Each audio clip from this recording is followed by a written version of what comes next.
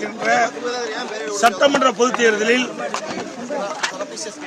வாக்காளர் மக்கள் அனைவரும் வாக்குச்சாவடிக்கு சென்று தங்களுடைய ஜனநாயக கடமையை ஆற்ற வேண்டும் என்று அன்புடன் கேட்டுக்கொள்கிறேன். நீங்க ஓட் போட்டீங்க சார், எவ்வளவு கான்பிடென்ட்டா இருக்கீங்க? நீங்க 100% கான்பிடென்ட்டா இருக்கணும்.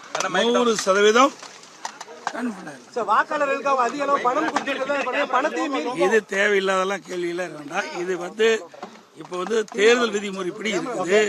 தேர்தல் விதிமுறைப்படி என்ன கேள்வி கேட்குமோ அதை கேளுங்க. இப்ப தேர்தல் நடந்துகிட்டு இருக்கு. இந்த நடைபெற்றுக் கொண்டிருக்கின்ற தேர்தலில் வாக்காளர் மக்கள் அனைவரும் வாக்குச்சாவடிக்கு சென்று தங்களுடைய ஜனநாயக கடமை ஆற்ற வேண்டும் என்பதுதான் என்னுடைய வேண்டுகோள். சார், வாக்காளர்கள் வாக்குச்சாவடி செல்லும் போது அவங்க மனதில் எண்ணத்தை நினைத்து ஓட்டு போட வேண்டும் சார். அது அவருடைய விருப்பம், அவர்களுடைய விருப்பம்.